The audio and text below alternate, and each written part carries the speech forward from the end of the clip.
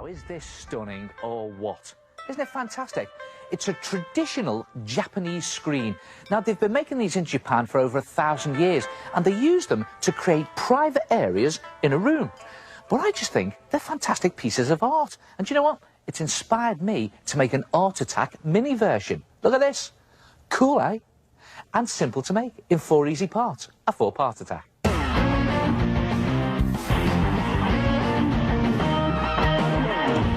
For the first part, take an A3 piece of brown wrapping paper and fold it in half. And when you've done that, fold it in half again.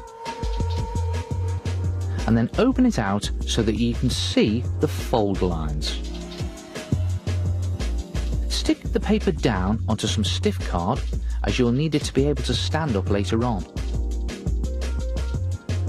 Just line it up. And when it's firmly stuck down, go over those dividing lines with a pencil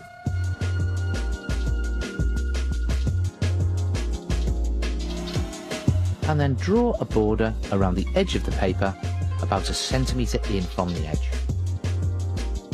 Next, you need to decide what design you want to put onto your screen. Now, you can find traditional Japanese images to copy in books or even on the internet, or you could just make one up like me. How about starting with a background of lots of white blocks so that you get a sort of panelled effect? Now, they don't have to be perfect, just get them roughly the same size. And I'm using a nice flat brush with an acrylic paint for this. You can even neaten them up later if you like.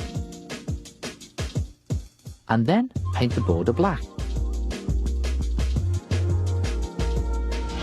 And when you're finished, you'll have something that looks like this. And as you can see, I've made all those white panels really neat by going round them with black pen. So okay, that's the background. Now you can paint on your Japanese design. This is going to be a Japanese style tree. Now I'm using black acrylic paint for this and a smaller flat brush for the main part of the tree. Whatever you design, try and spread it over all 4 sections of your picture. And use slightly smaller brushes for the more delicate branches. Now this is really beginning to take shape. Yep, that looks pretty good. And when you've done the branches, you can add some tiny red flowers here and maybe there. In fact, dot them all over your branches. And to finish it off, how about adding some white centres, just little dots there in the centre of the flowers.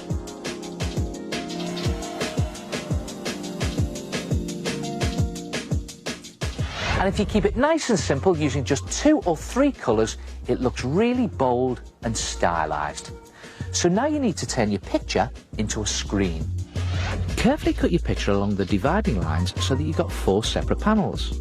Then lay them onto a piece of coloured paper that's slightly larger than your painting. Leave a small gap between each panel, but try to line them up at the top and bottom.